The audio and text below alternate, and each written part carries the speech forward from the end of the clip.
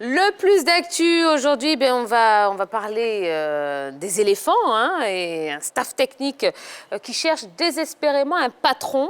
Alors, on a entendu des noms qui ont été annoncés sur le banc des éléphants. Sébastien Desabre, Alain Giresse, Paolo Duarte également. Qu'est-ce que vous pensez de ces techniciens ? Oui. C'est à vous que je m'adresse, messieurs. Mon sentiment, il est connu. On ne le sait pas d'abord. On ne connaît pas votre sentiment. Oui, pour moi, c'est... Roger Stéphane, on devrait tourner un peu la page de ces entraîneurs expatriés, qui beaucoup fonctionnent comme un peu comme des mercenaires, et c'est embêtant sur le continent. Ils passent d'un pays à un autre, d'une région à une autre, d'une localité à une autre, sans conviction, sans amour réel. Ouais. Moi, je pense qu'on devrait changer tout ça et faire appel à des nationaux. Comme on le disait il n'y a pas longtemps, la dernière CAN nous a beaucoup aidés. Le Sénégal est à bonne école, l'Algérie est à bonne école, le Ghana est à bonne école, le Mali est à bonne école. Je pense qu'on devrait copier ces pays-là et faire confiance à un entraîneur local. Alors, ces entraîneurs-là ne sont pas étrangers à l'Afrique. Chacun a eu une aventure avec un pays de l'Afrique. Chacun a eu son aventure, son expérience avec l'Afrique. Donc, ce sont des entraîneurs qui sont imprégnés peut-être des difficultés de l'Afrique, des équipes africaines. Voilà. Moi, je ne suis pas d'accord. Imaginez un François Zahui sur le banc des Ivoiriens. Quand on marque un but au stade et puis on met le Zigbiti, il danse aussi. Mais on va envoyer un espace. Ouais, ça ne va pas nous arranger ça. Alors, puis après, quel est le meilleur profil d'entraîneur qu'il faudrait pour les éléphants? Alors, pas de nom forcément, mais on parle vraiment du profil. Monsieur Doué nous demande. Écoutez, je pense qu'il faut déjà un entraîneur qui ait de la poigne, qui ait de la poigne et qui ait la capacité de travailler sur le mental de nos joueurs, parce que souvent c'est sur ça qu'on pêche. Et Hervé Renard avait réussi à le faire. Alors moi je rejoins en disant rigoureux, expérimenté, connaissance de l'environnement et du foot africain, et puis bon tacticien. Oui, ok. Local, jeune, avec des moyens, connaît bien l'environnement et le football, capable d'impacter cette génération, avec une belle carrière derrière. Je pense que si on met ce type de personnage-là dans un environnement sain, les mains libres, à travailler librement, à décider et sur ses convictions, je pense qu'on peut trouver quelqu'un dans ce genre-là.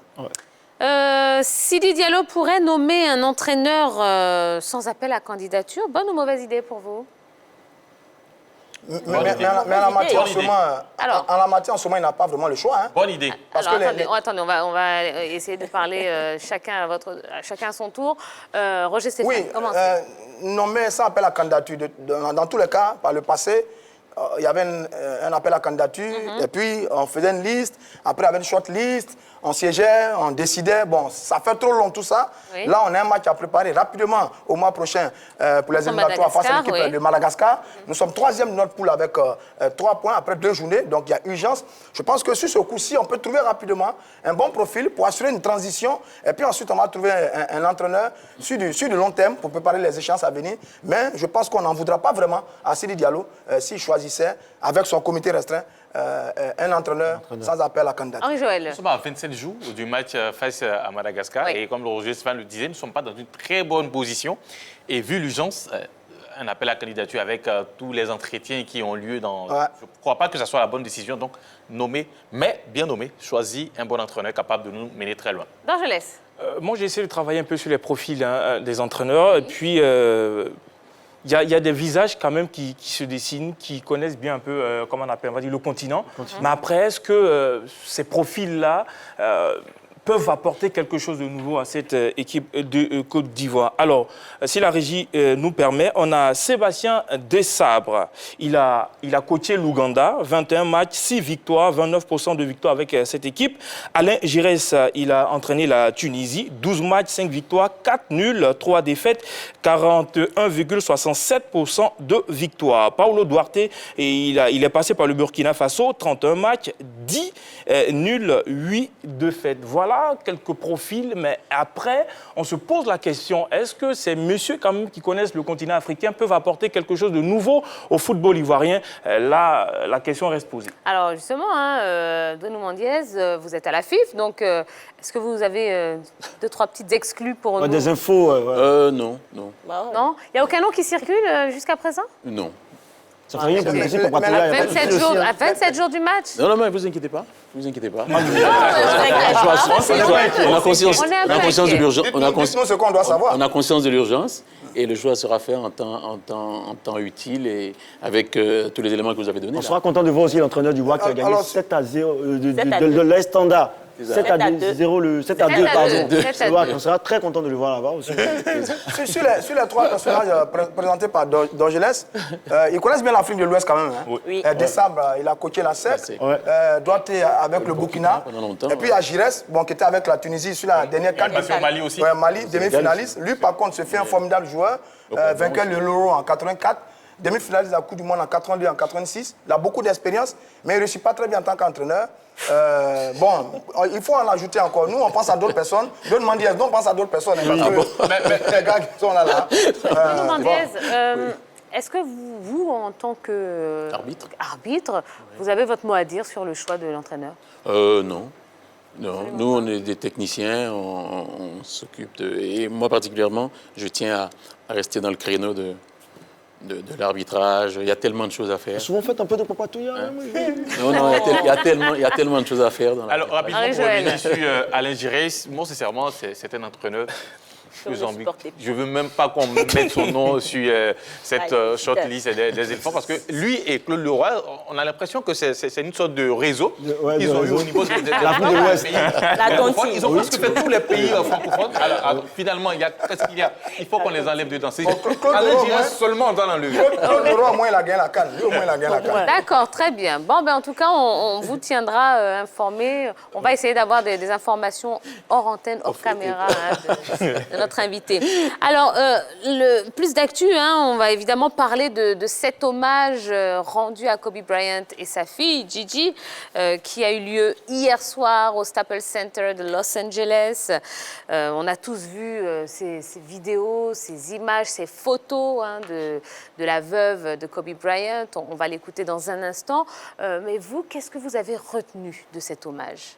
Alors, moi, j'ai retenu les larmes de Michael Jordan pendant son discours. J'ai retenu aussi la présence des stars, notamment Beyoncé, Alicia Keys et Jennifer Lopez, et aussi l'hommage de Vanessa avec ces mots « Dieu savait qu'ils ne pouvaient pas être l'un sans l'autre », c'est-à-dire Kobe et sa fille, sur cette terre. Alors, il a choisi de les rappeler ensemble. Ouais. Une cérémonie avec beaucoup d'émotions, beaucoup d'intensité. Athlètes, célébrités politiques, le gratin américain autour de Kobe, et surtout les larmes de Michael Jordan, qui reste le meilleur basketteur de tous les temps. Ce n'est pas tous les jours qu'on le voit. Là, il dit, je perds un petit frère, mais je perds aussi un grand adversaire, parce que Kobe était considéré un peu comme l'héritier direct en termes de technique, en termes d'aura, en termes de personnalité, en termes de performance. Il était considéré à juste titre comme l'héritier de Michael Jordan.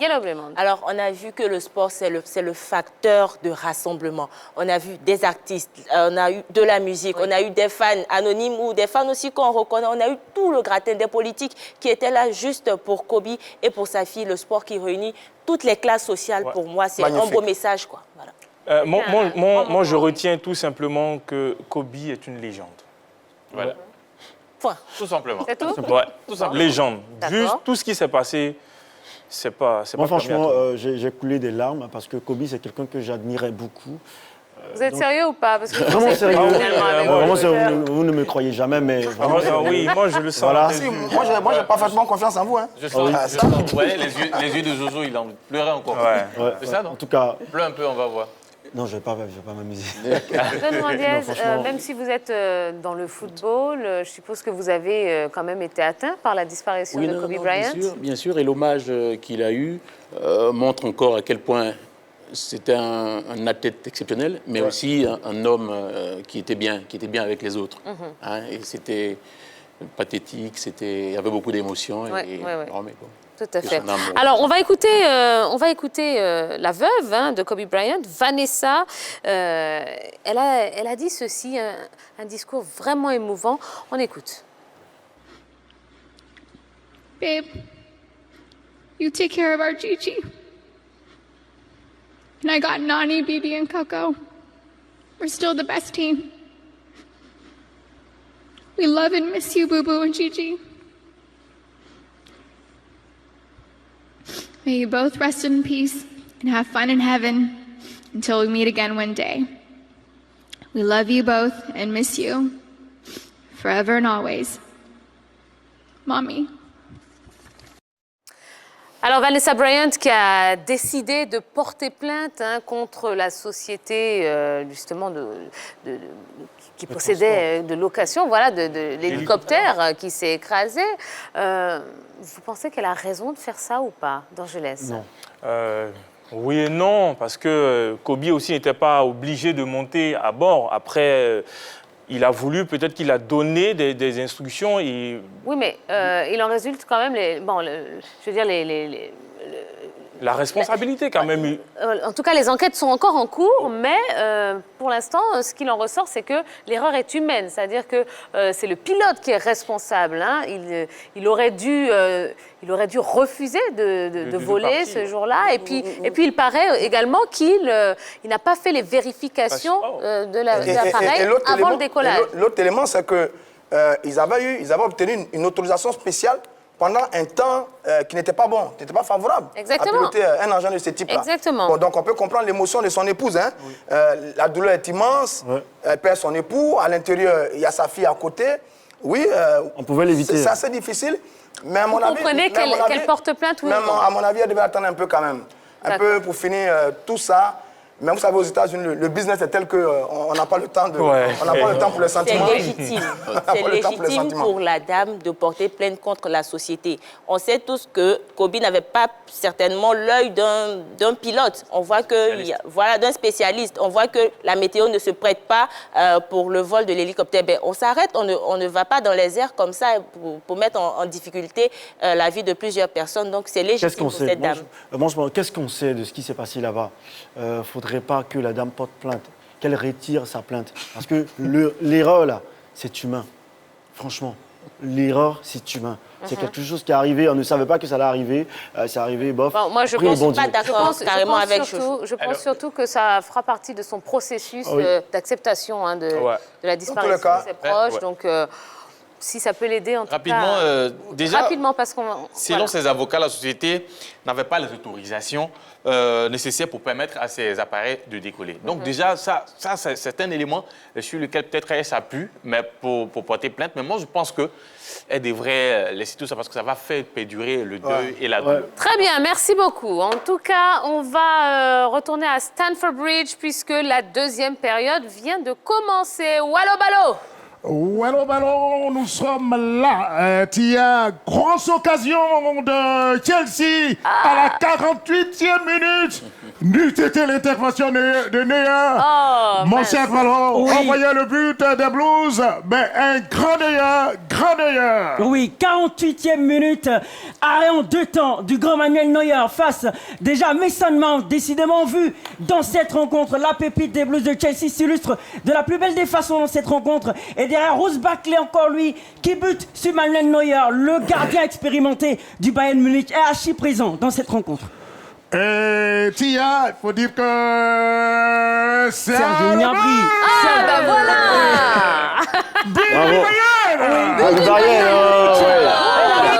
Dommage. Dans cette rencontre, le Grand Bayern ouvre le score, c'est mérité. Tant ils ont raté les occasions en or. Le Grand Bayern, à la 50e minute, ouvre le score ici. Du côté de Stamford Bridge, on a Frank Lampard qui est carrément abattu sur son banc de touche. Robert Lewandowski, le Polonais. 46 buts en 57 matchs de Ligue des Champions. 9 passes décisives. Et là, il s'illustre ici, là encore, avec un but magnifique, là. Super pour le Grand Bayern Munich. Super le score. Avec un travail colossal de Gnabry. Et c'est Gnabry, notre compatriote qui fait un gros match. Du côté de Naples, on va revenir tout à l'heure sur Gnabry. Du côté de Naples, il y a toujours 1-0 pour Naples, 0 pour le Barça. D'accord, merci beaucoup. Ben, on espère qu'il y aura beaucoup de buts parce que moi j'ai envie de voir Ballot sur la tête de Wallo. Allez, on va rester connectés avec Stamford Bridge. On vous donnera les informations telles qu'elles tombent en temps réel. Ne vous inquiétez pas, c'est ça également la grande team.